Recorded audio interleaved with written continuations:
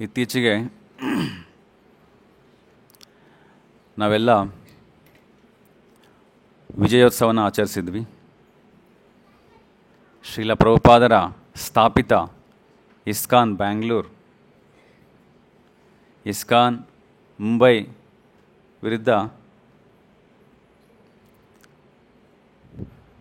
ವಿಜೇತವನ್ನು ಸಾಧಿಸಿ ಪ್ರಭುಪಾದರ ಒಂದು ಆಜ್ಞೆಯನ್ನು ಪರಿಪಾಲನೆ ಮಾಡಲಿಕ್ಕೆ ಒಂದು ಅವಕಾಶ ನಮಗೆ ಸಿಕ್ಕಿದೆ.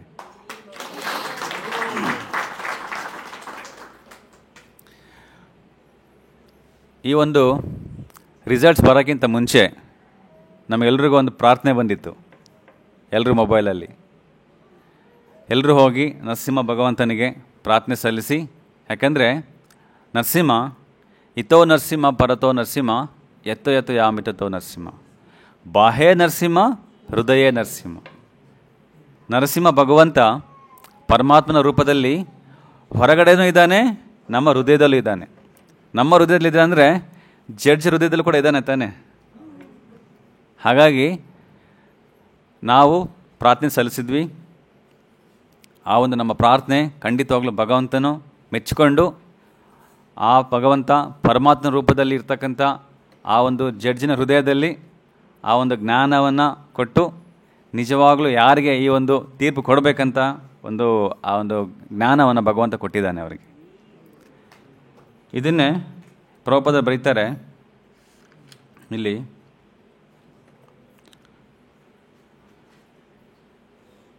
ಪ್ರತಿಯೊಬ್ಬರ ಹೃದಯದಲ್ಲೂ ನೆಲೆಸಿರುತ್ತಾನೆ.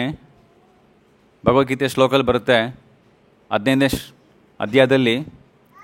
ಇಲ್ಲಿ ಕೃಷ್ಣ ಹೇಳ್ತಾರೆ, ಸರ್ವಸ್ಯ ಚಾಹಂ ಹೃದಯ ಸನ್ನಿವಿಷ್ಟೋ ಮತ್ತ ಸ್ಮೃತಿರ್ಜ್ಞಾನಂ ಅಪೋಹನಂಚ. ನಾನು ಎಲ್ಲರ ಹೃದಯದಲ್ಲಿ ಕುಂತ್ಕೊಂಡಿದ್ದೀನಿ. ನನ್ನಿಂದನೇ ಎಲ್ರಿಗೂ ಜ್ಞಾಪಕ ಬರುತ್ತೆ, ಮರು ಬರುತ್ತೆ, ನೆನಪು ಇರುತ್ತೆ, ಜ್ಞಾನ ಬರುತ್ತೆ. ಹಾಗಾಗಿ ಆ ಒಂದು ಕ್ಷಣದಲ್ಲಿ ಭಗವಂತ ನಮಗೆ ಒಂದು ಫೇವರೇಬಲ್ ಆಗಿರ್ತಕ್ಕಂಥ ಒಂದು ಜಡ್ಜ್ಮೆಂಟ್ ಕೊಡಿಸಿದ್ದಾರೆ. ಸೊ ಹಾಗಾಗಿ ಇದು ಒಂದು ಐತಿಹಾಸಿಕ ತೀರ್ಪು ನಮಗೆಲ್ರಿಗೂ.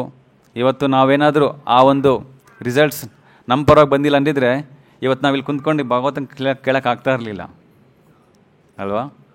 ಸೊ ಹಾಗಾಗಿ ಈ ಒಂದು ಅವಕಾಶ ಅದು ಖಂಡಿತವಾಗ್ಲೂ ಭಗವಂತನ ಕೃಪೆ, ಶ್ರೀಲ ಪ್ರಭುಪಾದರ ಒಂದು ಕೃಪೆ ಅಂದ್ಕೊಂಡು ನಾವು ಈ ಒಂದು ಅವಕಾಶವನ್ನು ನಾವು ನೆನೆಸ್ಕೋಬೇಕು, ಭಗವಂತನಿಗೆ ಒಂದು ಪ್ರಾರ್ಥನೆ ಸಲ್ಲಿಸಬೇಕು.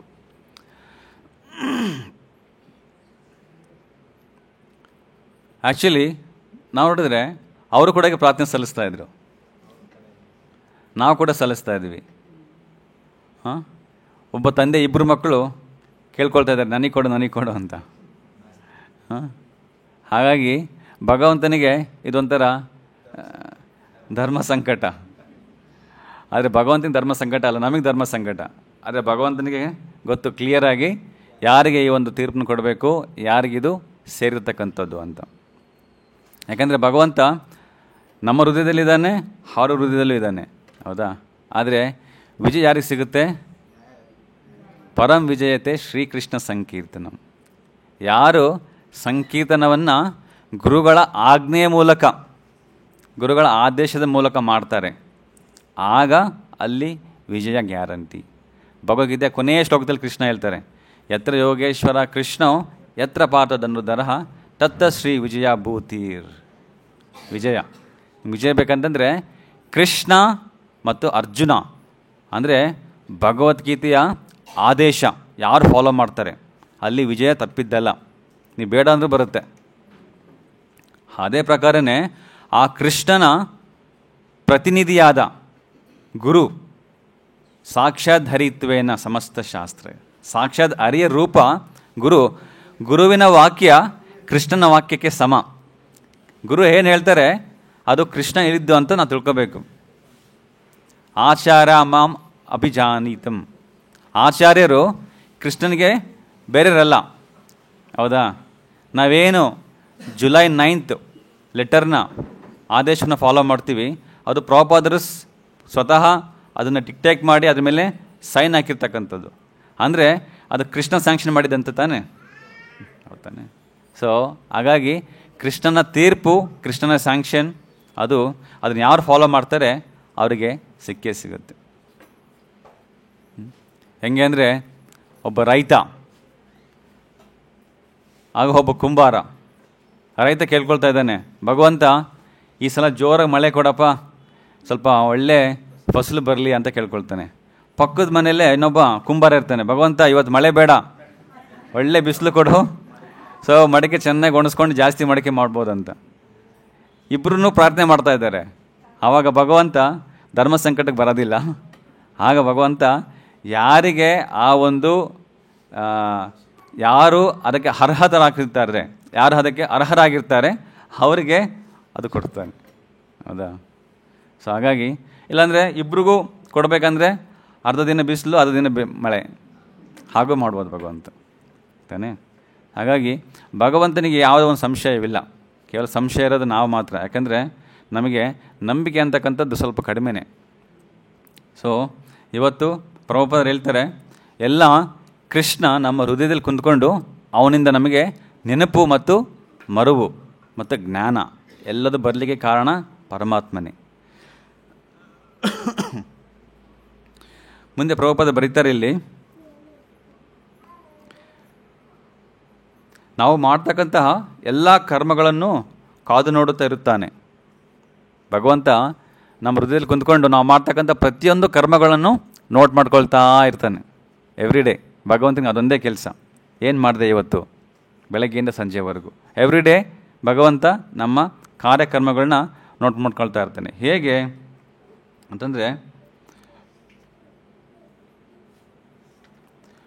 ಅಂತಂದರೆ ಭಾಗವತದಲ್ಲಿ ಒಂದು ಶ್ಲೋಕ ಇದೆ. ಆ ಶ್ಲೋಕದಲ್ಲಿ ಹೇಳ್ತಾರೆ, ಒಂದು ಮರ ಇದೆ, ಆ ಮರದಲ್ಲಿ 2 ಹಕ್ಕಿಗಳಿದ್ದಾವೆ. ಆ ಹಕ್ಕಿಗಳು ಗೂಡು ಮಾಡಿಕೊಂಡು ಆ ಒಂದು ಗೂಡಲ್ಲಿ ಜೀವನ ಮಾಡ್ತಾ ಇದ್ದಾವೆ. ಆದರೆ ಆ 2 ಹಕ್ಕಿಯಲ್ಲಿ ಒಂದು ಹಕ್ಕಿ ಯಾವಾಗಲೂ ಚೇಷ್ಟೆ ಮಾಡ್ತಾ ಇರುತ್ತೆ. ಅಂದರೆ ಆ ಮರ ಇರ್ತಕ್ಕಂಥ ಹಣ್ಣನ್ನು ಹೋಗಿ ತಿಂತಾ ಇರುತ್ತೆ. ಇನ್ನೊಂದು ಪಕ್ಷಿ ಸುಮ್ಮನೆ ನೋಡ್ತಾ ಇರುತ್ತೆ ಅಷ್ಟೇ, ಮಾಡು ಏನು ಮಾಡ್ತೀನಿ ನೋಡ್ತಾ ಇರ್ತೀನಿ ಅಂತ.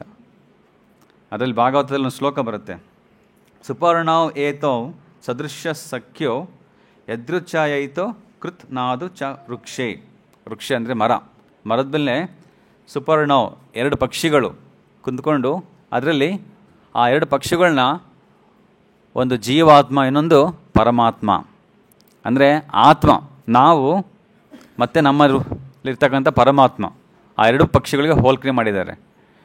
ಆಗ ಈ ಒಂದು ಪರಮಾತ್ಮ ಪಕ್ಷಿ ಆ ಜೀವಾತ್ಮ ಪಕ್ಷಿ ಮಾಡ್ತಕ್ಕಂಥ ಎಲ್ಲ ಕಾರ್ಯಗಳನ್ನ ನೋಡ್ತಾ ಇರುತ್ತೆ. ಏನೇನು ತಿನ್ನು ನೋಡ್ತಾ ಇರ್ತೀನಿ ಅಂತ. ಅದೊಂದು ಹಣ್ಣು ಟೆಸ್ಟ್ ಮಾಡುತ್ತೆ, ಅದು ಸ್ವೀಟಾಗಿರುತ್ತೆ, ಅದು ಬಿಡುತ್ತೆ, ತಿನ್ನುತ್ತೆ. ಇನ್ನೊಂದು ಹಣ್ಣು ಟ್ರೈ ಮಾಡುತ್ತೆ, ಅಲ್ಲಿ ಸ್ವಲ್ಪ ಕಹಿ ಇರುತ್ತೆ, ಅದನ್ನ ಬಿಡುತ್ತೆ. ಹೀಗೆ ಎಲ್ಲ ಹಣ್ಣುಗಳು ತಿಂತಾ ಇರುತ್ತೆ ಮರದಲ್ಲಿರ್ತಕ್ಕಂಥದ್ದು. ತಿಂದ ಮೇಲೆ ನಿಮಗೆ ಅದು ರಿಯಾಕ್ಷನ್ ಬರುತ್ತಲ್ವ, ಹೌದಾ? ಹಾಗೆಯೇ ಇಲ್ಲಿ ನಾವು ಈ ಒಂದು ಭೌತಿಕ ಜಗತ್ತಿಗೆ ಬಂದ ಮೇಲೆ ನಮ್ಮ ಹೃದಯದಲ್ಲಿ ಪರಮಾತ್ಮ ನೆಲೆಸಿ ನಮ್ಮ ಮಾಡ್ತಕ್ಕಂಥ ಪ್ರತಿಯೊಂದು ಕರ್ಮಗಳನ್ನ ನೋಡ್ತಾ ಇರ್ತಾನೆ. ನೀವು ಕರೆಕ್ಟಾಗಿ ಮಾಡ್ತಿದೆಯೋ ತಪ್ಪು ಮಾಡ್ತಿದೆಯೋ. ಆದರೆ ನಮಗೆ ಭಗವಂತ ಆಗಾಗ ತಿದ್ದುಕೊಳ್ಳಿಕ್ಕೆ ಮತ್ತು ನಮ್ಮ ಒಂದು ನಡವಳಿಕೆಗಳನ್ನ ಇಂಪ್ರೂವ್ ಮಾಡ್ಕೊಳ್ಳೋದಕ್ಕೆ ಅವಕಾಶ ಮಾಡಿಕೊಡ್ತಾನೆ. ನಾವು ಅದನ್ನು ಕೇಳ್ದೇ ನಮಗೆ ಇಚ್ಛೆ ಬಂದಂಗೆ ನಾವು ಮಾಡ್ಕೊಂಡು ಹೋಗ್ತಾ ಇರ್ತೀವಿ. ಆವಾಗ ಏನಾಗುತ್ತೆ, ನಾವು ವಿಲ್ ಬಿಕಮ್ ದ ವಯೋಲೇಟರ್ಸ್. ನಾವು ಅದಕ್ಕೆ ಆ ಒಂದು ಕರ್ಮನ ತಪ್ಪಾಗಿ ಮಾಡಿದ್ದಕ್ಕೆ ನಮಗೆ ಶಿಕ್ಷೆಗೆ ಅರ್ಹರಾಗ್ತೀವಿ ನಾವು. ಹಾಗಾಗಿ ನಾವು ಸದಾ ಗುರು, ಸಾಧು ಮತ್ತು ಶಾಸ್ತ್ರಗಳ ಒಂದು ಸಂಘವನ್ನು ಪಡ್ಕೊಂಡು ಅವರು ಹೇಳಿರ್ತಕ್ಕಂಥ ಒಂದು ನಿರ್ದೇಶನ ಮಾರ್ಗದಲ್ಲಿ ನಡೀಬೇಕು. ನಾವು ಇದನ್ನು ತಪ್ಪಿದರೆ ನಮಗೆ ಗಂಡಾಂತರಕ್ಕಾಗುತ್ತೆ. ನೀವೆಲ್ಲೋ ಒಂದು ಕಾಡಲ್ಲಿ ಹೋಗಿರ್ತೀರ, ಗೂಗಲ್ ಮ್ಯಾಪ್ ಹಾಕ್ಕೊಂಡು ತೋರಿಸ್ತಾ ಇರ್ತೀವಿ ಹಿಂಗೆ ಹೋಗು ಅಂತ. ನೀವು ಅದನ್ನು ಫಾಲೋ ಮಾಡ್ದೇ ಬೇರೆ ಯಾರು ರೂಟ್ ಹಿಡ್ಕೊಂಡ್ರೆ ಮುಗಿದೋಯ್ತು, ಸ್ಟ್ರಕ್ ಅಲ್ವಾ? ಆಮೇಲೆ ತುಂಬ ಕಷ್ಟ ಆಗುತ್ತೆ ಅಲ್ಲಿಂದ ಹೊರಗಡೆ ಬರಲಿಕ್ಕೆ. ಹಾಗೆಯೇ ಈ ಒಂದು ಭೌತಿಕ ಜಗತ್ತಿನಲ್ಲಿ ನಾವು ಬಂದ ಮೇಲೆ ನಮಗೆ ಒಂದು ನಿರ್ದೇಶನ ಬೇಕು, ಒಂದು ಮಾರ್ಗದರ್ಶನ ಬೇಕು. ಆ ಮಾರ್ಗದರ್ಶನ ನಮಗೆ ಗುರುಗಳ ಮೂಲಕ, ಸಾಧುಗಳ ಮೂಲಕ ಹಾಗೂ ಶಾಸ್ತ್ರಗಳ ಮೂಲಕ ನಮ್ಗೆ ಕೊಟ್ಟಿದ್ದಾರೆ. ಅದನ್ನ ಯಾರು ಸರಿಯಾಗಿ ಫಾಲೋ ಮಾಡ್ತಾರೆ ಅವರಿಗೆ ಖಂಡಿತವಾಗ್ಲೂ ಅವರು ಗುರಿನ ಸೇರ್ಕೋಬೋದು ನಮ್ಮ ನಿರ್ದೇಶನದ ಪ್ರಕಾರ. ಇಲ್ಲಿ ಪ್ರಭುಪಾದರು ಬರೀತಾರೆ, ಭಗವಂತನ ಇಚ್ಛೆ ಇಲ್ಲದೇ ಏನೂ ನಡೆಯಲ್ಲ ಇಲ್ಲಿ. ನಾವು ಅಂದ್ಕೊಂಡಿರ್ತೀವಿ ಎಲ್ಲ ನಮ್ಮ ಒಂದು ಇಚ್ಛೆ ಪ್ರಕಾರ ನಡೀತಾ ಇದೆ ಅಂತೇಳಿ. ಇಲ್ಲ. ಶಾಸ್ತ್ರ ಹೇಳ್ತಾರೆ, ತೇನವಿನ ತೃಣವಪಿ ನಚ್ಚಲತೆ. ತೃಣವಪಿ ಅಂತಂದರೆ ಹುಲ್ಲು. ಆ ಹುಲ್ಲು ಅಲುಗಾಡ್ಲಿಕ್ಕೆ ಕೂಡ ಭಗವಂತನ ಒಂದು ಆಜ್ಞೆ ಇರಬೇಕು, ಇಲ್ಲಾಂದರೆ ಆಗೋದಿಲ್ಲ. ರೀಸೆಂಟಾಗಿ ಪ್ರಪಂಚದಲ್ಲಿ ಅತ್ಯಂತ ಶ್ರೀಮಂತ ರಾಷ್ಟ್ರ ಅನ್ಕೊಂಡಿರ್ತಕ್ಕಂಥ ಸ್ವಿಟ್ಜರ್ಲೆಂಡ್, ಅಲ್ಲಿ ಒಂದು ಹಳ್ಳಿ. ಆ ಹಳ್ಳಿಯ ಎರಡು ಕಡೆ ದೊಡ್ಡ ದೊಡ್ಡ ಬೆಟ್ಟಗಳು. ಆ ಬೆಟ್ಟದ ಮೇಲೆ ಎಷ್ಟೋ ವರ್ಷಾನುಗಟ್ಟಲೆ, ಮೊಬೈಲ್ ಆಫ್ ಮಾಡ್ಕೊಳ್ಳಿ ಎಲ್ಲರೂ. ಆ ಬೆಟ್ಟದ ಮೇಲೆ ಎಷ್ಟೋ ವರ್ಷಗಳಿಂದ ಕುಂತಿರ್ತಕ್ಕಂತಹ ಹಿಮ, ಅದೊಂದು ಗಟ್ಟಿಯಾಗಿ ಒಂದು ಐಸಾಗಿ ಒಂದು ದೊಡ್ಡ ರಾಕ್ ಥರ ಕುಂತ್ಕೊಂಡಿತ್ತದು. 2 ದಿನ ಹಿಂದೆ ಅದು ಆ ಒಂದು ರಾಕ್ ಮೆಲ್ಟ್ ಆಗಿ ಅಲ್ಲಿಂದ ಜಾರ್ಕೊಂಡು ಬಿದ್ದಿದೆ. ಆ ಬಿದ್ದಿರೋ ಆ ಫೋರ್ಸಿಗೆ ಅಲ್ಲಿರ್ತಕ್ಕಂತಹ ಹಳ್ಳಿನೇ ಮುಚ್ಕೊಂಡು ಹೋಗ್ಬಿಟ್ಟಿದೆ ಸಂಪೂರ್ಣವಾಗಿ. ಈಗ ಹಳ್ಳಿನೇ ಇಲ್ಲ, ಅಲ್ಲಿ ಬರೀ ಐಸ್ ಕಾಣಿಸ್ತಾ ಇದೆ. ಎಲ್ಲಿ ಇದು ಆಗಿದ್ದು? ಶ್ರೀಮಂತ ರಾಷ್ಟ್ರ. ಯಾಕೀಗಾಗೋಯ್ತು? ಎಲ್ಲ ಅರೇಂಜ್ಮೆಂಟ್ಸ್ ಮಾಡ್ಕೊಂಡಿದ್ರು, ಚೆನ್ನಾಗಿರ್ಬೋದು. ಒಂದೊಂದು ಮನೆ ಎಷ್ಟೋ costly, crores of worth of houses. ಆದರೆ ಆ ಒಂದು ಘಟನೆಯಿಂದ ಇವತ್ತೆಲ್ಲ ಸರ್ವನಾಶ ಆಗೋಗೋಯ್ತು. ನಾವೊಂದ್ಸಲ ಹೋಗಿದ್ವಿ ಅಲ್ಲಿಗೆ. ಅಲ್ಲಿ ಒಂದು ರೆಸ್ಟೋರೆಂಟಲ್ಲಿ ಒಂದು ಹಸುವಿನ ಚಿತ್ರ ಹಾಕಿದ್ರು. ಹಸುವಿನ ಚಿತ್ರ ಬಿಡಿಸ್ಬಿಟ್ಟು ಆ ಹಸುವಿನ ಚಿತ್ರದಲ್ಲಿ ಅದನ್ನು, ಆ ಒಂದು ದೇಹವನ್ನು ಒಂದೊಂದು ಭಾಗ ಮಾಡಿ, ಹೆಂಗೆ ನಾವು ಇಂಡಿಯಾ ಮ್ಯಾಪಲ್ಲಿ ಕರ್ನಾಟಕ, ಮಹಾರಾಷ್ಟ್ರ, ರಾಜಸ್ಥಾನ ಅಂತ ಭಾಗ ಮಾಡ್ತೀವಿ, ಆ ಥರ ಭಾಗ ಮಾಡಿ, ಈ ಒಂದು ಭಾಗನ ತಿಂದರೆ ಇದು ನಿಮಗೆ ಲಿವರಿಗೆ ಒಳ್ಳೆಯದು, ಈ ಕೆಳಗಿನ ಭಾಗ ತಿಂದರೆ ನಿಮ್ಮ ಕಿಡ್ನಿಗೆ ಒಳ್ಳೆಯದು, ಆ ಥರ ಚಿತ್ರ ಹಾಕಿದ್ರು ದೊಡ್ಡದಾಗಿ. ನಾನು ನೋಡಿ ಏನಪ್ಪ ಇಷ್ಟು ಕ್ರೂರತೆ, ಇದನ್ನು ಯಾರು ಕಂಡುಹಿಡಿದ್ರು, ಯಾವ ಒಂದು ಶಾಸ್ತ್ರ ಹೇಳಿದ್ದಾರೆ ಈ ಥರ ಅಂತ ನನಗೆ ಆಶ್ಚರ್ಯ ಆಗ್ತಾಯಿತ್ತು. ಆದರೆ ಇದು ಅವರಿಗೆ ಒಂದು ನಾರ್ಮಲ್ ಫುಡ್. ಅವರ ಹಸುಗಳನ್ನ ಬೆಳೆಸ್ಕೊಳ್ಳೋದೇ ಅವ್ರ ಊಟಕ್ಕೋಸ್ಕರ, ಹಾಲಿಗೋಸ್ಕರ ಅಲ್ಲ. ಹೇಗೆ ನಾವಿಲ್ಲಿ ತರಕಾರಿ ಬೆಳಿತೀವೋ ಹಂಗೆ ಅವ್ರ ಹಸುಗಳನ್ನ ಬೆಳೆಸ್ಕೊಳ್ತಾರೆ. ಆಮೇಲೆ ಅದನ್ನು ತಗೊಂಬಂದು ಅದನ್ನು ಇದು ಮಾಡಿ ಅದನ್ನ ಒಂಥರ ಬ್ರೇಕ್ಫಾಸ್ಟು, ಲಂಚ್, ಡಿನ್ನರ್ 3 ಹೊತ್ತು ಅದನ್ನೇ ತಿಂತಾ ಇರ್ತಾರೆ. ಇದು ಗೋಹತ್ಯೆ ಮಹಾಪಾಪ. ಇದನ್ನು ಯಾರು ನೋಡಿದ್ದು? ಭಗವಂತ ಕೃಷ್ಣ, ಎಲ್ಲರ ಹೃದಯದಲ್ಲಿ ಕುಂತ್ಕೊಂಡಿರ್ತಕ್ಕಂಥ ಪರಮಾತ್ಮ ನಾವು ಮಾಡಿರ್ತಕ್ಕಂಥ ಒಂದು ಕೃತ್ಯವನ್ನು ನೋಡಿ ಅದಕ್ಕೆ ತಕ್ಕಂತೆ ಶಿಕ್ಷೆ ಅನುಭವಿಸ್ಬೇಕಾಗುತ್ತೆ. ಭಾಗವತಲ್ಲಿ ಹೇಳ್ತಾರೆ, ಕೃಷ್ಣ ಕೇವಲ ಒಬ್ಬನೇ ಅಲ್ಲ, ಯಾರು ನಾವು ಮಾಡಿರ್ತಕ್ಕಂಥ ಕೆಲಸಗಳನ್ನ ನೋಡಿರ್ತಕ್ಕಂಥ ವ್ಯಕ್ತಿ ಯಾರು? ನಾನು ಯಾರು ಗೊತ್ತಾಗ್ದೇ ಮಾಡಿದ್ದೀನಿ, ಆದರೆ ಹೆಂಗೆ ಗೊತ್ತಾಯಿತು? ಭಾಗವತದಲ್ಲಿ ಹೇಳ್ತಾರೆ ಏನು? ಸೂರ್ಯೋ ಅಗ್ನಿ ಖಂ ಮರುದ್ದೇವ ಸೋಮ ಸಂಧ್ಯಾ ಅಹಾನಿ ದಿಶಾ ಕಂ ಖು ಸ್ವಯಂ ಧರ್ಮ ಇತಿ ಏತದ್ ದಹ್ಯಸ್ಯ ಸಾಕ್ಷಿಣಃ. ಒಟ್ಟು 12 ಜನ ಸಾಕ್ಷಿ ಇದ್ದಾರಂತೆ ನಮ್ಮ ಮಾಟೆ ಕೆಲಸಗಳನ್ನ ಒಪ್ಕೊಂಡು ನೋಡಿರೋರು. ಯಾರಪ್ಪ ಅದು 12 ಜನ? ಇವಾಗೆಲ್ಲ ಗೊತ್ತಾಗದೇ ಇದ್ದರೆ CCTV ಕ್ಯಾಮ್ರಾ ಇಟ್ಬಿಡ್ತೀವಿ. ಆದರೆ ಶಾಸ್ತ್ರಗಳ ಪ್ರಕಾರ 12 ಜನ ನಮ್ಮ ಮಾಡ್ತಕ್ಕಂಥ ಪ್ರತಿಯೊಂದು ಕೆಲಸ ನೋಡ್ತಾ ಇರ್ತಾರೆ. ಯಾರ್ಯಾರು ಅಂತಂದರೆ ಸೂರ್ಯ ನೋಡ್ತಾ ಇರ್ತಾರೆ ನಾವು ಮಾಡೋ ಕೆಲಸಗಳನ್ನ. ಇದು ಭಾಗವತಮ 6ನೇ ಸ್ಕಂದಲ್ಲಿ ಬರ್ತಕ್ಕಂಥ ಶ್ಲೋಕ. ಆಮೇಲೆ ಅಗ್ನಿ, ಬೆಂಕಿನ ಕೂಡ ನಮ್ಮ ಕಾರ್ಯಗಳು ನೋಡ್ತಾ ಇರುತ್ತೆ. ಖಂ ಆಕಾಶ ಕೆಳಗಡೆ ನಾವು ಮಾಡ್ಬೇಕು ಏನು ಮಾಡಿದ್ರು. ಮರುತ್ ಗಾಳಿ ಇಲ್ಲದೆ ಇರೋ ಜಾಗ ಯಾವ್ದಾರು ಇದೆಯಾ? ಇದೆ, ವ್ಯಾಕ್ಯೂಮ್ ಅಂತ ಕರೀತಾರೆ ಅದಕ್ಕೆ. ಅಲ್ಲಿ ಗಾಳಿನೇ ಇರೋದಿಲ್ಲ.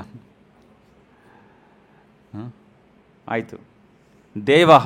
ದೇವತೆಗಳು ನೋಡ್ತಾ ಇದ್ದಾರೆ ನಾವು ಮಾಡೋ ಕೆಲಸಗಳನ್ನ. ದೇವತೆಗಳು ಮೇಲ್ಗಡೆಯಿಂದ ನೋಡ್ತಾ ಇರ್ತಾರೆ, ಕಂಟಿನ್ಯೂಸ್ ಆಗಿ ಮಾನಿಟರ್ ಮಾಡ್ತಾ ಇರ್ತಾರೆ, ಏನು ಮಾಡ್ತಾ ಇದ್ದಾನೆ ಇವನು ಅಂತ. ದೇವಃ. ಆಮೇಲೆ ಸೋಮಃ ಅಂದರೆ ಚಂದ್ರ. ಹಗಲು ಹೊತ್ತಲ್ಲಿ ಸೂರ್ಯ, ರಾತ್ರಿ ಚಂದ್ರ. ಯಾವಾಗ ಮಾಡೋಕ್ಕಾಗುತ್ತೆ ನಾವು? ಆಮೇಲೆ ಸಂಧ್ಯಾ ಅಂದರೆ ಸಾಯಂಕಾಲ, ಮಧ್ಯಾಹ್ನ, ಅದು ಸಂಧ್ಯಾ. ಅಹಾನಿ ಅಂದರೆ ರಾತ್ರಿ ಮತ್ತು ಹಗಲು. ನೆಕ್ಸ್ಟ್ ದಿಶಾ.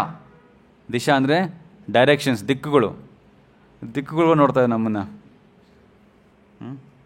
ಆಮೇಲೆ ಖಮ್, ನೀರು ಕೂಡ ನಮ್ಮನ್ನು ನೋಡ್ತಾ ಇದೆ, ನೀರು ಸಾಕ್ಷಿ.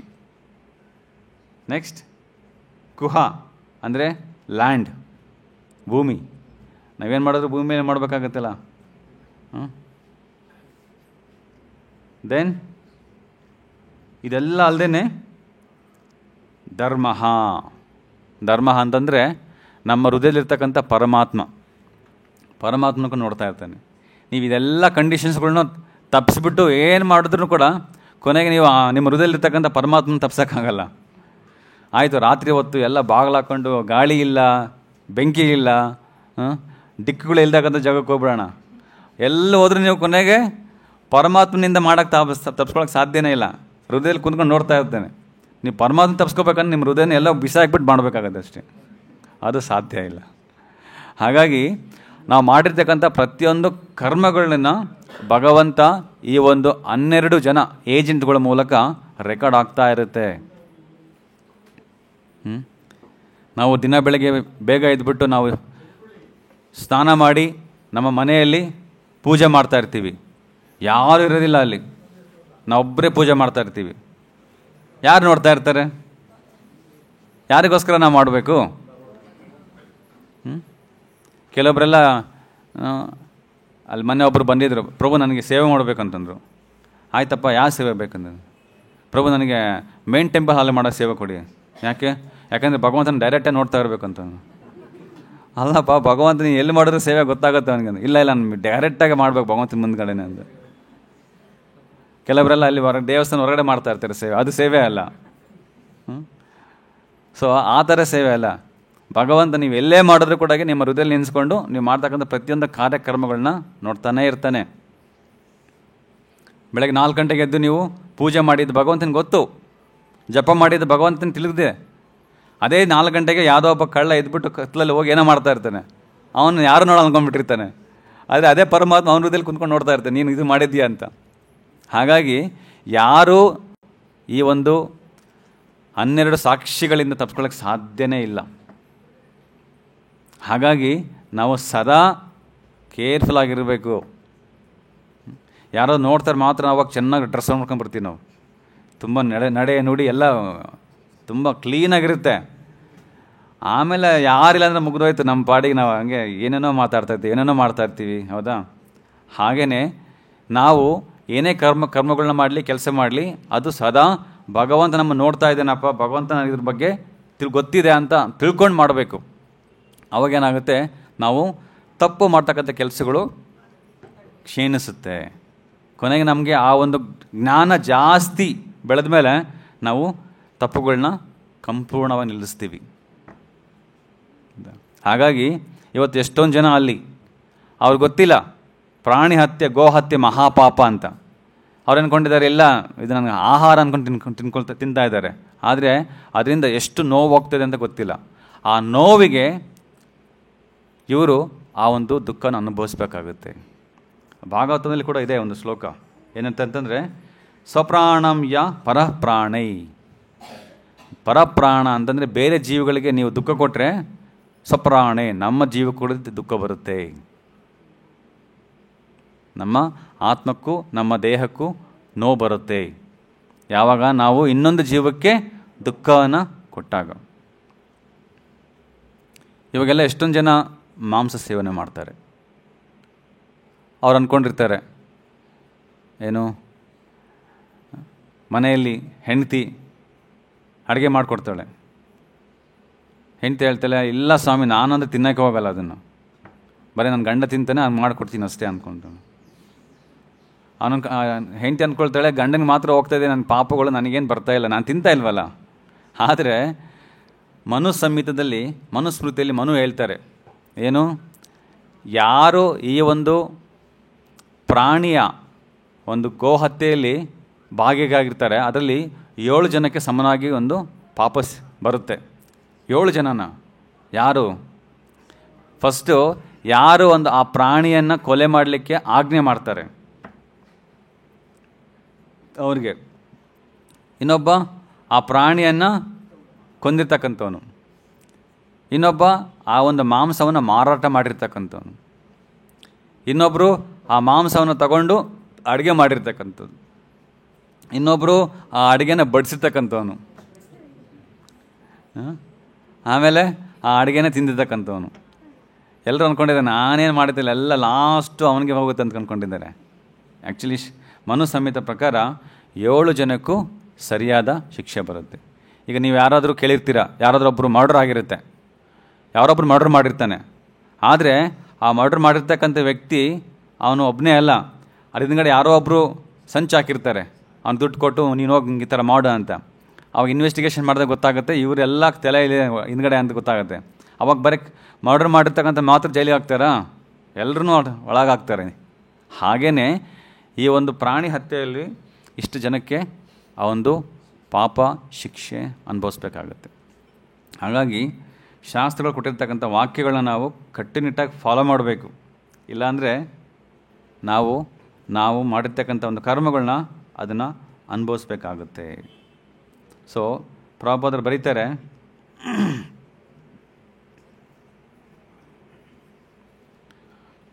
ಸೊ ಯಾರು ಈ ಒಂದು ಜ್ಞಾನದಿಂದ ಭಗವಂತನಿಗೆ ಶರಣಗತಿ ಆಗ್ತಾರೆ ಅವರಿಗೆ ಭಗವಂತನ ಕೃಪೆ ದೊರಕುತ್ತೆ. ಭಗವಂತನಿಗೆ ಗೊತ್ತು ಇವತ್ತು ನೀವು ಭಾಗವತಂ ಕ್ಲಾಸಿಗೆ ಬಂದಿದ್ದೀರಾ ಅಂತ. ಅಷ್ಟೇ ಅಲ್ಲ, ಎಷ್ಟು ಜನ ಭಾಗವತಂ ಕ್ಲಾಸ್ ಕೇಳಕ್ಕೆ ಬಂದಿದ್ದಾರೆ, ಎಷ್ಟು ಜನ ಪ್ರಸಾದಂಗೆ ಬಂದಿದ್ದಾರೆ ಅಂತಲೂ ಕೂಡ ಗೊತ್ತು. ಎಷ್ಟು ಗಂಟೆಗೆ ಬಂದಿದ್ದಾರೆ ಕ್ಲಾಸಿಗೆ ಗೊತ್ತು. ಕೆಲವರೆಲ್ಲ 9:10ಕ್ಕೆ ಬಂದುಬಿಡ್ತಾರೆ, ಕೆಲವರೆಲ್ಲ 9:50ಕ್ಕೆ 5 ನಿಮಿಷ ಕ್ಲಾಸ್ ಬಿಡೋಕ್ಕಿಂತ ಮುಂಚೆ ಬರ್ತಾರೆ. ಇದೆಲ್ಲ ಭಗವಂತ ರೆಕಾರ್ಡ್ ಮಾಡ್ಕೊಳ್ತಾರೆ, ಆಯಿತು. ಬಟ್ ಕೊನೆಗೆ ಅಟ್ಲೀಸ್ಟು ನನ್ನ ಒಂದು ಪ್ರಸಾದ ಸ್ವೀಕಾರ ಮಾಡ್ತಿದ್ದೀಯಲ್ವಾ, ಅದು ನಿನ್ನನ್ನು ಶುದ್ಧಿ ಮಾಡಿದ್ದೆ, ಆಯಿತು, ಓಕೆ ಅಂತೇಳಿ.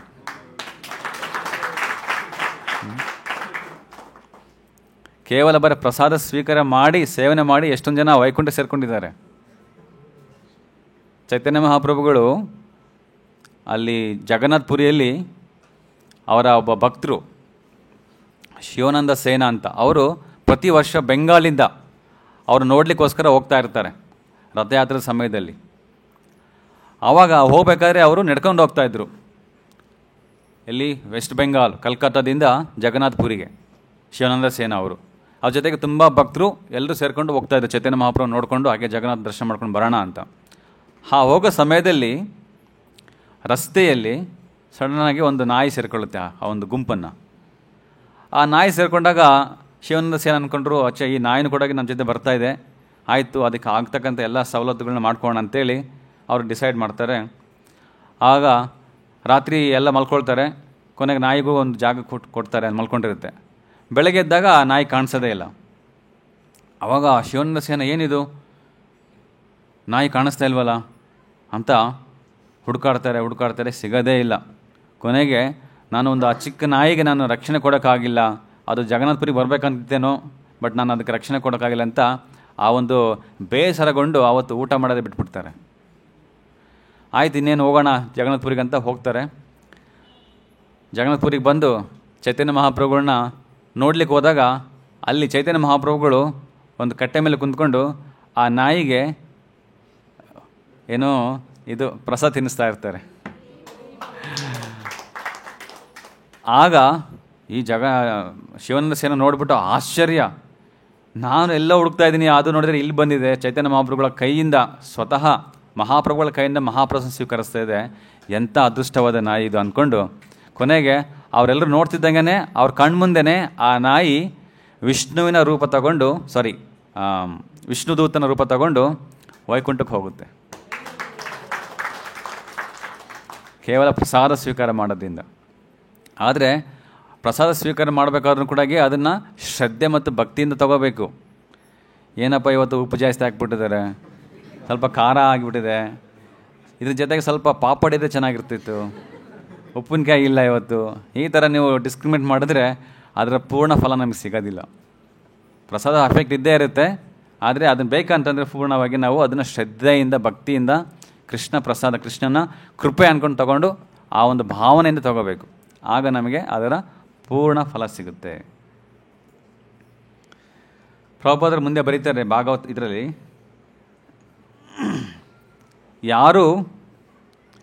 ಯಾರೇ ಆಗಲಿ ಊಹಾತ್ಮಕ ಚಿಂತನೆಯಿಂದ ಅಥವಾ ಪಾಂಡಿತ್ಯದಿಂದ ಭಗವಂತನ ಪ್ರತಿಕ್ರಿಯೆಗಳ ಮರ್ಮಗಳನ್ನು ತಿಳಿಯಲಾರರು. ನಾವು ಅಂದ್ಕೊಂಡಿರ್ಬೋದು, ನಾವು ನನ್ನ ಒಂದು ಬುದ್ಧಿಶಕ್ತಿಯಿಂದ ನಾನು ಭಗವಂತನ ಕಾರ್ಯಗಳನ್ನ ಅರ್ಥ ಮಾಡ್ಕೋಬೋದು, ಕೃಷ್ಣ ಏನು ಮಾಡ್ತಾ ಇದ್ದಾನೆ, ಕೃಷ್ಣನ ಕಾರ್ಯಗಳೇನು, ಮುಂದಿನ ಚಟುವಟಿಕೆಗಳೇನು ತಿಳ್ಕೊಬೋದು ಅಂತ ಅಂದ್ಕೊಂಡಿರ್ತೀವಿ. ಆದರೆ ನಾವು ಯಾವತ್ತೂ ಭಗವಂತನ ಕಾರ್ಯಗಳನ್ನ ನಾವು ತಿಳ್ಕೊಳಕ್ಕೆ ಆಗೋದೇ ಇಲ್ಲ. ಮುಂದೆ ಏನು ಭಗವಂತ ನಮ್ಗೆ ಕಳಿಸ್ಕೊಡ್ತಾನೆ ಅನ್ನೋದು ನಾವು ಗೊತ್ತೇ ಇಲ್ಲ ನಮಗೆ, ಹೌದಾ? ಹಾಗಾಗಿ ನಾವು ಸದಾ ಈ ಒಂದು ಜ್ಞಾನವನ್ನು ತಿಳ್ಕೊಂಡು ಸದಾ ಭಗವಂತನಿಗೆ ಶರಣಾಗತಿಯನ್ನು ಸ್ವೀಕರಿಸಬೇಕು. ನಾವು ಭಗವಂತನಿಗೆ ಚಾಲೆಂಜ್ ಮಾಡಿ ಬದುಕೋಕ್ಕಾಗೋದಿಲ್ಲ. ಭಗವಂತ ನಮ್ಮ ಎಲ್ಲ ಕಾರ್ಯಗಳನ್ನು ತಿಳ್ಕೊಂಡಿರ್ತಕ್ಕಂಥ ವ್ಯಕ್ತಿ. ಕೆಲವೊಂದು ಸಲ ನೀವು ಏನೋ ಒಂದು ತಪ್ಪು ಕೆಲಸ ಮಾಡಿರ್ತೀರ ಅಂದ್ಕೊಳ್ಳಿ, ಅದನ್ನೊಬ್ಬ ವ್ಯಕ್ತಿ ನೋಡಿರ್ತಾನೆ, ನಿಮಗೆ ಗೊತ್ತು ಅವ್ನು ನೋಡಿದ್ದಾನೆ ಅಂತ. ನೀವು ಯಾವಾಗಾದ್ರೂ ಆ ವ್ಯಕ್ತಿ ನೋಡಿದ್ರೆ ನಿಮಗೆ ಹೃದಯದಲ್ಲಿ ಡಬ ಡಬಡ ಶುರು ಆಗುತ್ತೆ, ಎಲ್ಲಿ ಹೋಗ್ಬಿಟ್ಟು ಯಾರಿಗೆ ಹೇಳ್ಬಿಡ್ತಾನೋ ಏನೋ ಅಂತ, ಹೌದಾ? ಯಾಕಂದರೆ ಅವ್ನಿಗೆ ಗೊತ್ತು ನಾನು ಮಾಡಿರ್ತಕ್ಕಂಥ ತಪ್ಪು ಕೆಲಸ ನೋಡಿದ್ದಾನೆ ಅಂತ. ಹಾಗೇ ನೀವು ಭಗವಂತನ ಮುಂದೆ ಹೋದಾಗ ನಿಮ್ಗೆ ಆ ಎದೆ ಡಬ ಡಬ ಹೊಡಿತಾ ಇರಬೇಕು, ಕೃಷ್ಣ ಎಲ್ಲ ನೋಡ್ಬಿಟ್ಟಿದ್ದಾನೆ ನಾನು ಮಾಡಿರ್ತಕ್ಕಂಥದ್ದು, ಹೌದಾ? ಆದರೆ ಒಂದು ಏನು ಸಮಾಧಾನಕರ, ಭಗವಂತ ಯಾರಿಗೂ ಬೇರೆ ಹೇಳೋದಿಲ್ಲ ರೀ. ಹಾಗಾಗಿ ಅದು ಗೊತ್ತಿದ್ದು ಅದಕ್ಕೆ ನಾವು ಎದುರದೇ ಇಲ್ಲ, ನಾವು ನೀ ಹೇಳೋದಿಲ್ವಲ್ಲ ಬಿಡು ಅಂತೇಳಿ. ಸೊ ಆ ಥರ ಭಾವನೆ ಬೆಳ್ಕೋಬಾರ್ದು. ಭಗವಂತನ ನಾವು ಸದಾ ಸ್ಮರಿಸಬೇಕು, ಹಾಗೂ ಆ ಒಂದು ತಪ್ಪು ಕಾರ್ಯಗಳನ್ನ ಕಡಿಮೆ ಮಾಡುವಂತಹ ಶಕ್ತಿ ಕೊಡಬೇಕು ಅಂತ ನಾವು ಕೇಳ್ಕೋಬೇಕು ಭಗವಂತನಿಗೆ.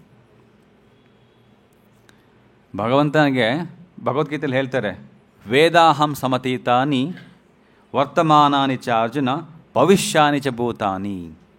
ನನಗೆ ಕೇವಲ ಭಗವಂತ ಹೇಳ್ತಾನೆ, ಹಿಂದೆ ಏನಾಗಿದೆ ಅದು ನನಗೆ ಗೊತ್ತು, ಇವಾಗ ಏನಾಗ್ತಾಯಿದೆ ಅದು ಕೂಡ ನನಗೆ ಗೊತ್ತು, ಮುಂದೆ ಏನಾಗಬೇಕು ಅದು ಕೂಡ ನನಗೆ ಗೊತ್ತು ಕೃಷ್ಣ. ಹಾಗಾಗಿ ಕೃಷ್ಣನಿಂದ ನಾವು ತಪ್ಪಿಸ್ಕೊಳ್ಳೋಕೆ ಸಾಧ್ಯನೇ ಇಲ್ಲ. ಮಹಾಭಾರತದಲ್ಲಿ ಯಾವಾಗ ಪಾಂಡವರು ಮತ್ತು ಕೌರವರ ನಡುವೆ ಯುದ್ಧ ಭೀಕರವಾಗಿ ನಡೀತಾ ಇತ್ತು, ಆ ಸಮಯದಲ್ಲಿ ಗಾಂಧಾರಿ ಹೇಗಾದರೂ ಮಾಡಿ ನನ್ನ ಮಕ್ಕಳನ್ನ ಉಳಿಸ್ಕೋಬೇಕು ಅನ್ನೋ ಒಂದು ಛಲ. ಅವಳು ಒಬ್ಬ ಮಹಾನ್ ತಪಸ್ವಿ, ಕಣ್ಣಿದ್ರೂ ಸಹ ತನ್ನ ಪತಿಗಿಂತ ಶ್ರೇಷ್ಠವಾಗಿರಬಾರ್ದು. ಯಾಕಂದರೆ ತನ್ನ ಪತಿ ಕುರುಡನಿಗೆ ನಾನು ಕಣ್ಣಿಡ್ಕೊಂಡು ನಾನು ಒಂದು ಶ್ರೇಷ್ಠತೆ ತೋರಿಸ್ಕೋಬಾರ್ದು ಅಂತ ಏನು ಸ್ವಇಚ್ಛೆಯಿಂದ ತನ್ನ ಕಣ್ಣನ್ನು ಬಂದ ಮಾಡಿಕೊಂಡು ಜೀವನ ಮಾಡೋದು ತುಂಬ ಕಷ್ಟ ರೀ. ನಮ್ಮ ಕಣ್ಣಿದ್ದು ಕಡೆಗೆ ಬಟ್ಟೆ ಕಟ್ಕೊಂಡು ಹೋಗಿ ಅಂದರೆ ಯಾರೂ ಹೋಗಲ್ಲ. ಆದರೆ ಇಲ್ಲಿ ಜೀವನ ಪೂರ್ತಿ ಆ ಥರ ಇದ್ದಿರ್ತಕ್ಕಂಥ ಹೆಣ್ಣು ಇವತ್ತು ಹೇಗಾದರೂ ಮಾಡಿ ಇವನು ನಮ್ಮ ತಪಶಕ್ತಿ ಉಪಯೋಗಿಸ್ಕೊಂಡು ನನ್ನ ಅಟ್ಲೀಸ್ಟ್ ಒಬ್ಬನಾರ ಉಳಿಸ್ಕೋಬೇಕಂತ ತೀರ್ಮಾನ ಮಾಡಿದಾಗ ದುರ್ಯೋಧನ ಕರೀತಾಳೆ. ದುರ್ಯೋಧನಿಗೆ ಹೇಳ್ತಾಳೆ, ದುರ್ಯೋಧನ ಇವತ್ತು ರಾತ್ರಿ ನೀನು ಒಬ್ಬನೇ ಬಾ, ಆದರೆ ಮೈ ಮೇಲೆ ಏನು ಬಟ್ಟೆ ಇಲ್ಲದೇ ಬರಬೇಕು, ಬೆತ್ತಲಾಗಿ ಬಾ, ನಾನು ನಿನಗೆ ಒಂದು ವರ ಕೊಡ್ತೀನಿ ಅಂತ ಕೇಳ್ತಾನೆ. ಆ ದುರ್ಯೋಧನ ಆಯಿತು, ತಾಯಿ ಕರೆದಿದ್ದಾರೆ ಹೋಗೋಣ ಅಂತೇಳಿ ಬಟ್ಟೆ ಇಲ್ಲದೇ ದುರ್ಯೋಧನ ರಾತ್ರಿ ಎದ್ಬಿಟ್ಟು ಹಿಂಗೆ ಬರ್ತಾ ಇರ್ತಾನೆ. ಆವಾಗ ಸಡನ್ನಾಗಿ ಕೃಷ್ಣ ನೋಡ್ಬಿಡ್ತಾನೆ. ಅವನಿಗೆ ಆಶ್ಚರ್ಯ, ಮಧ್ಯರಾತ್ರಿ ಕೃಷ್ಣ ಇಲ್ಲೇನು ಮಾಡ್ತಾ ಇದ್ದಾನೆ ಅಂತ. ಆವಾಗ ದುರ್ಯೋಧನ ಅದು ಇಂಪಾರ್ಟೆಂಟ್ ಅಲ್ಲ, ನೀನು ದೊಡ್ಡನಾಗಿ ಬೆಳೆದಿದ್ದೀನಿ, ಚಿಕ್ಕ ಮಗುವಲ್ಲ ತಾಯಿ ಮುಂದೆ ಈ ಥರ ಹೋಗಲಿಕ್ಕೆ, ಅಟ್ಲೀಸ್ಟು ಸ್ವಲ್ಪ ಬಟ್ಟೆ ಹಾಕ್ಕೊಂಡು ಹೋಗು ಆಯಿತಾ, ಇಲ್ಲಾಂದರೆ ಇಷ್ಟು ದೊಡ್ಡನಾಗಿ ನಿನಗೇನು ಸ್ವಲ್ಪ ನಾಚಿಕೆ ಇಲ್ವಾ ಅಂತ ಕೃಷ್ಣ ಚೆನ್ನಾಗಿ ಬೈತಾನೆ.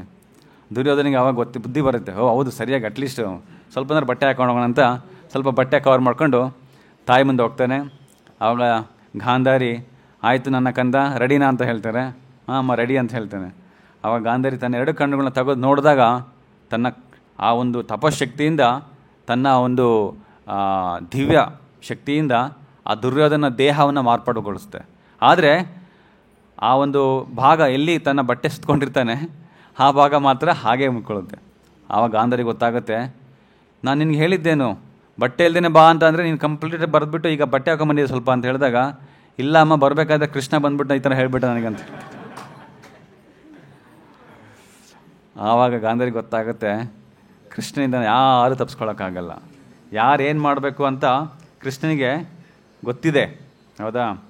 ಸೊ ಅದನ್ನೇ ಕೃಷ್ಣ ಹೇಳ್ತಾನೆ, ವೇದಾಹಂ ಸಮತೀತಾನಿ ವರ್ತಮಾನಾನಿ ಚ ಭವಿಷ್ಯಾನಿ ಚ ಭೂತಾನಿ.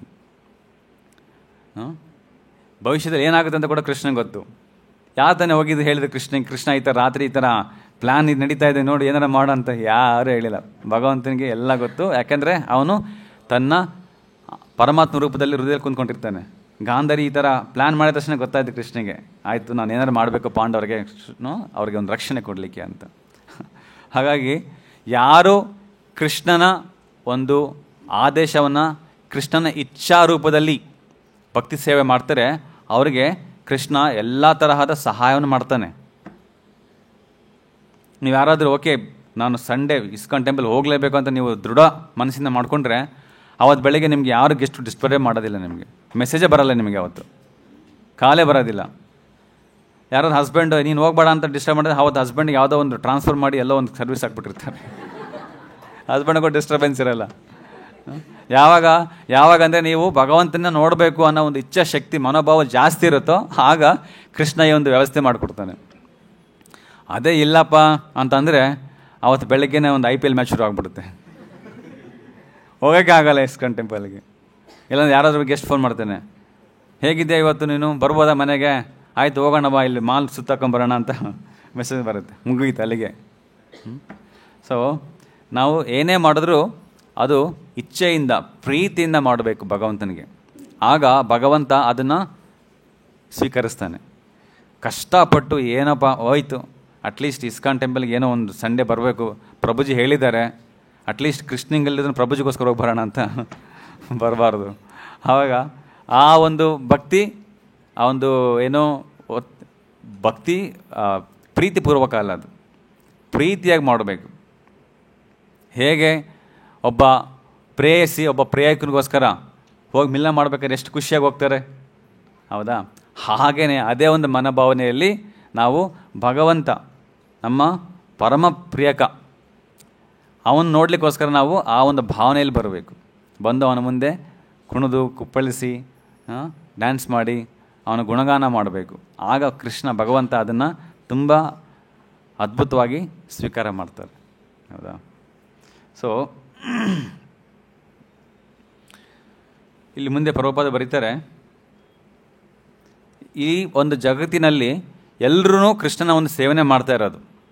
ಕೆಲವೊಬ್ಬರು ಡೈರೆಕ್ಟಾಗಿ ಮಾಡ್ತಾರೆ, ಕೆಲವೊಬ್ಬರು ಇಂಡೈರೆಕ್ಟಾಗಿ ಮಾಡ್ತಾರೆ ಅಷ್ಟೇ. ಯಾರು ಕೂಡ ಕೃಷ್ಣನ ಸೇವೆ ಮಾಡ್ದೇನೆ ಇರ್ಲಿಕ್ಕೆ ಸಾಧ್ಯನೇ ಇಲ್ಲ. ಇಂಡೈರೆಕ್ಟಾಗಿ ಮಾಡೋ ಸೇವೆನ ಮಾಯಾ ಸೇವೆ ಅಂತ ಕರೀತಾರೆ. ಅಂದರೆ ಮಾಯೆ ಸೇವೆ ಮಾಡಿಸ್ಕೊಳ್ತಾಳೆ ಅವ್ರ ಕಡೆಯಿಂದ, ಆದರೆ ಮಾಯೆ ಯಾರು? ಕೃಷ್ಣನ ಶಕ್ತಿ, ಹೌದಾ? ಹಾಗಾಗಿ ಅದು ಕೃಷ್ಣನಿಗೆ ಸೇರುತ್ತೆ. ಆದರೆ ಕೃಷ್ಣ ಹೇಳ್ತಾನೆ ನನಗೆ ಡೈರೆಕ್ಟಾಗಿ ಮಾಡಪ್ಪ, ಯಾಕೆ ಇಂಡೈರೆಕ್ಟಾಗಿ ಮಾಡ್ತಿದ್ದೀಯಾ ಆ ಥರ. ಹಾಗಾಗಿ ಇದಕ್ಕೆ ಒಂದು ಉದಾಹರಣೆಯಾಗಿ ಭಾಗವತದೊಂದು ತುಂಬ ಅದ್ಭುತವಾದ ಒಂದು ಲೀಲೆ ನಡೆಯುತ್ತೆ.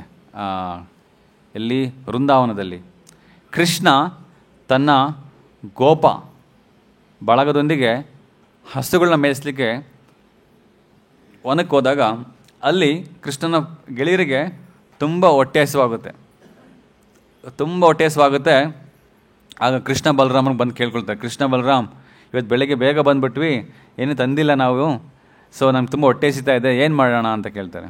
ಆವಾಗ ಕೃಷ್ಣ ಬಲರಾಮ್ ಹೇಳ್ತಾರೆ, ಇಲ್ಲೇ ಪಕ್ಕದಲ್ಲಿ ಸ್ವಲ್ಪ ದೂರದಲ್ಲಿ ಹೋಗು, ಅಲ್ಲಿ ಬ್ರಾಹ್ಮಣರು ಯಜ್ಞ ಮಾಡ್ತಾ ಇದ್ದಾರೆ. ಆ ಯಜ್ಞಕ್ಕೋಸ್ಕರ ಅವರು ತುಂಬ ಅನೇಕ ವಿಧವಾದ ಅಡುಗೆ ಮಾಡಿದ್ದಾರೆ, ಅವ್ರಿಗೋಗಿ ಕೇಳಿ ಅವರು ನಿಮ್ಗೆ ಕೊಡ್ತಾರೆ ಅಂತ ಹೇಳ್ತಾರೆ.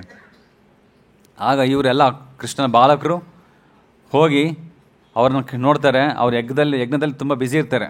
ಬ್ರಾಹ್ಮಣರು ಕೇಳ್ತಾರೆ, ಈ ಥರ ನಾವು ತುಂಬ ಹೊಟ್ಟೆಸ್ಕೊಂಡಿದ್ದೀವಿ, ನಮಗೇನಾದ್ರು ತಿನ್ಲಿಕ್ಕೆ ಕೊಡಿ ಅಂತ ಕೇಳ್ತಾರೆ.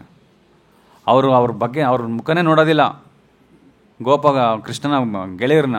ಅವ್ರು ಸುಮ್ಮನೆ ಯಜ್ಞದಲ್ಲಿ ಬ್ಯುಸಿ ಇರ್ತಾರೆ.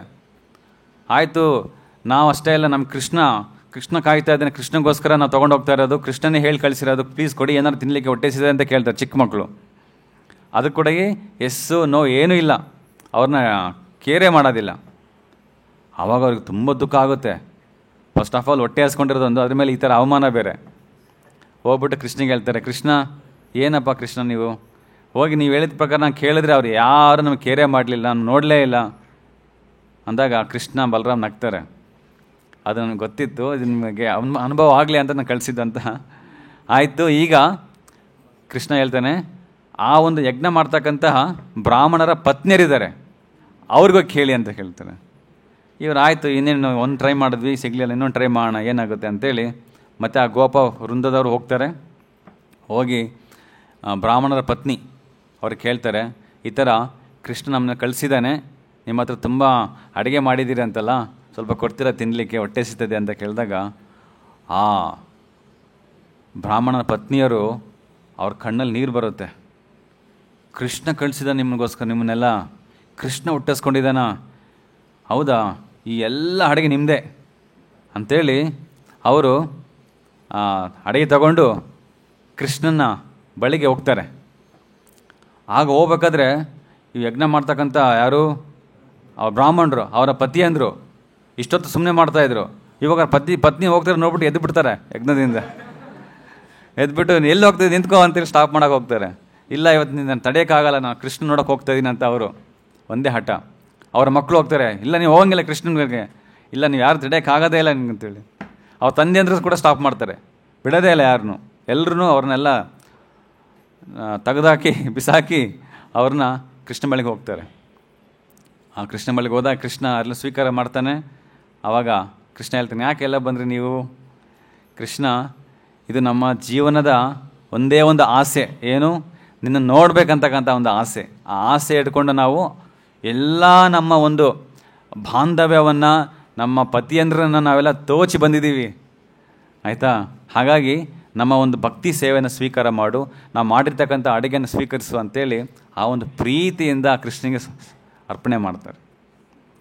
ಆ ಕೃಷ್ಣ ಮತ್ತು ಗೋಪ ಎಲ್ಲರೂ ತಗೊಂಡು ಚೆನ್ನಾಗಿ ಸ್ವೀಕಾರ ಮಾಡಿ ಕೊನೆ ಕೃಷ್ಣ ಹೇಳ್ತಾನೆ, ಆಯಿತು, ತುಂಬ ಸಂತೋಷ ಆಯಿತು ನಿಮ್ಮ ಒಂದು ಸೇವೆ ನೋಡಿ, ನೀವು ಈಗ ಮರಳಿ ಮನೆಗೆ ಹೋಗಿ ಅಂದಾಗ ಅವ್ರಿಗೆಲ್ಲರೂ ಆಶ್ಚರ್ಯ ಆಗುತ್ತೆ. ಕೃಷ್ಣ, ಏನು ಮಾತಾಡ್ತಿದ್ದೆ ನೀನು, ವಾಪಸ್ ಹೋಗೋದಾ? ಆಗಲೇ ನಾವು ನಮ್ಮ ಗಂಡಸಿಗೆಲ್ಲ ಡೈವರ್ಸ್ ಕೊಟ್ಟು ಬಂದುಬಿಟ್ಟಿದ್ದೀವಿ, ಈಗ ನಮ್ಮನ್ನು ಯಾರು ಸೇರಿಸ್ಕೊಳ್ಳಲ್ಲ ಮನೆಯಲ್ಲಿ ಅಂತ ಹೇಳ್ತಾರೆ.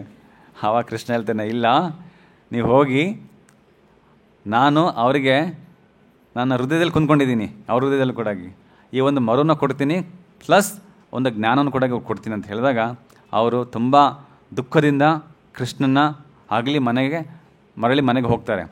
ಅಲ್ಲಿ ಹೋದಾಗ ಅವ್ರಿಗೆಲ್ಲ ಭಯ ಇತ್ತು, ಎಲ್ಲಿ ನಾವೆಲ್ಲ ಗಂಡಂದರು ಮಕ್ಕಳು ನಮ್ಮ ತಂದೆ ಅಂದರೆಲ್ಲ ನಮ್ಮನ್ನು ಚೆನ್ನಾಗಿ ಬಾರಿಸ್ತಾರೆ ಅಂತೇಳಿ.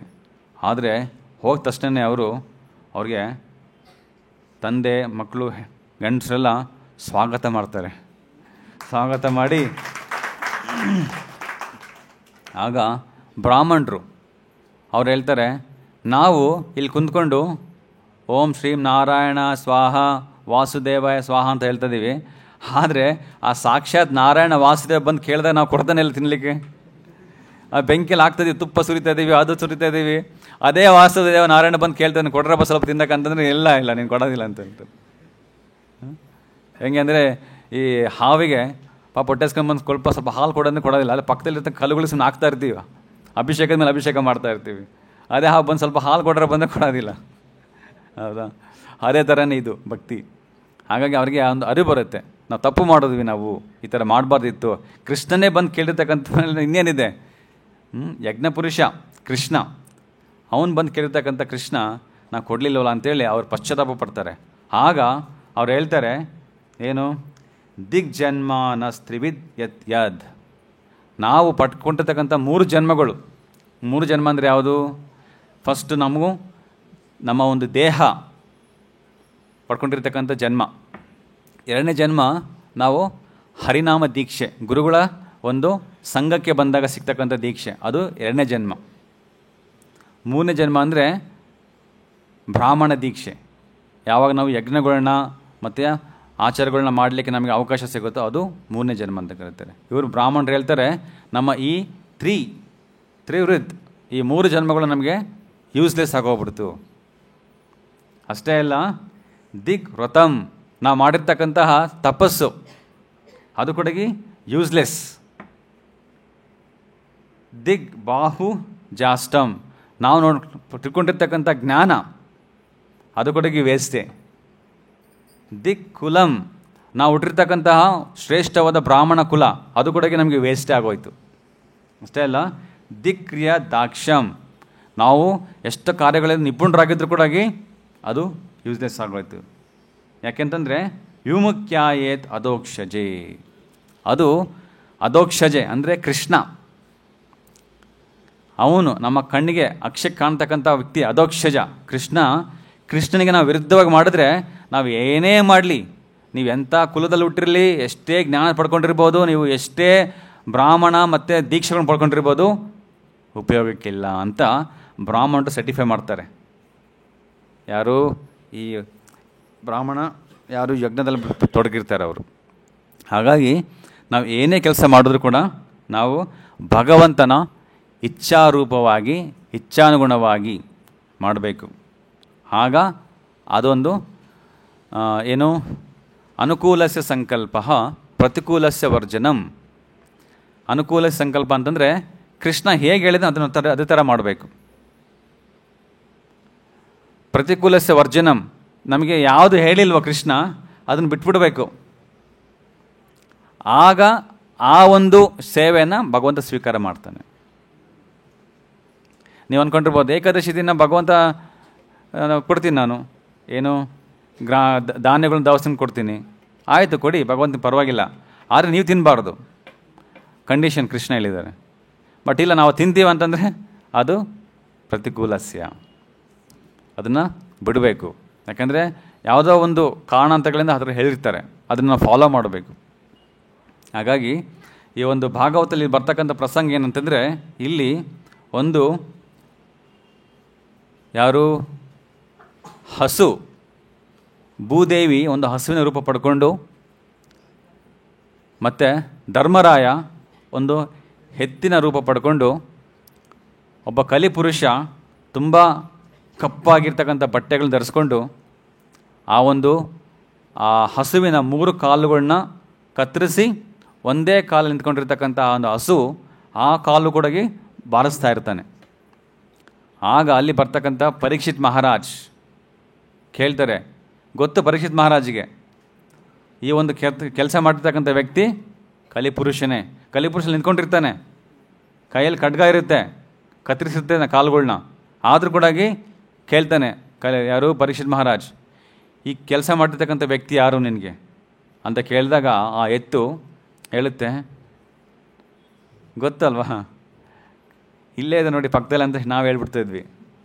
ನಮ್ಮನೇನಾರ ಕೇಳಿದರೆ ಬೇಗ ಇವನು ಕಾಲು ಕತ್ತರಿಸ ಅಂತ ಹೇಳ್ತಾ ಇದ್ವಿ.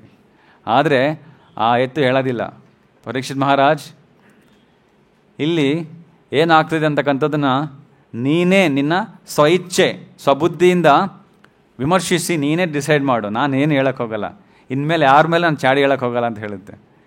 ಆದರೆ ನೋಡಿ ಎಂತಹ ಮಹಾನ್ ಧರ್ಮದ ಒಂದು ಎತ್ತು, ಗೊತ್ತಿದೆ ತನ್ನ ಕಾಲು ಕತ್ತರಿಸ್ತಕ್ಕಂಥ ವ್ಯಕ್ತಿ ಅಲ್ಲಿ ಪಕ್ಕದಲ್ಲಿ ನಿಂತ್ಕೊಂಡಿದ್ದಾನೆ, ಆದರೂ ಅದು ಹೇಳುತ್ತೆ ನಾನು ಯಾರಂತ ಹೇಳೋಕ್ಕೋಗೋದಿಲ್ಲ, ನೀನೇ ಅದನ್ನು ಡಿಸೈಡ್ ಮಾಡು ಅಂತ. ಅದೇ ಪರಿಸ್ಥಿತಿ ನಾವಿದ್ರೆ ಮಾಡೋಕ್ಕಿಂತ ಮುಂಚೆನೇ ಹೇಳ್ಬಿಡ್ತೀವಿ, ನೋಡಪ್ಪ ಇವನೇ ಮಾಡೋಕ್ಕೆ ಬಂದಿರತಕ್ಕಂಥ ವ್ಯಕ್ತಿ ಅಂತೇಳಿ. ಹಾಗಾಗಿ ಇನ್ನೊಬ್ಬರನ್ನ ದೂಷಿಸೋದು ಅದು ಆ ಕೃಷ್ಣ ಪ್ರಜ್ಞೆಯ ಭಾವನೆ ಅಲ್ಲ.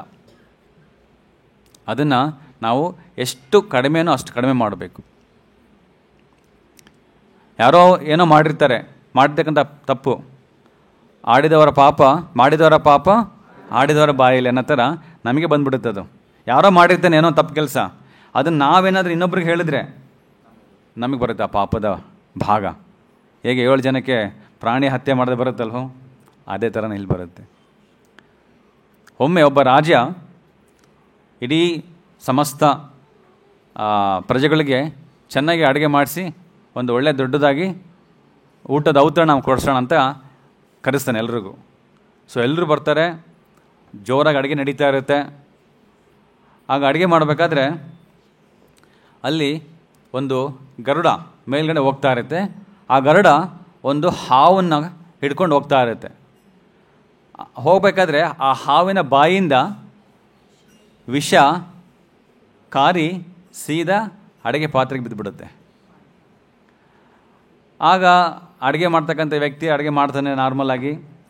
ಕೊನೆಗೆ ಅದನ್ನು ಅಡುಗೆ ಮಾಡಿ ಎಲ್ರಿಗೂ ಬಡಿಸ್ತಾರೆ.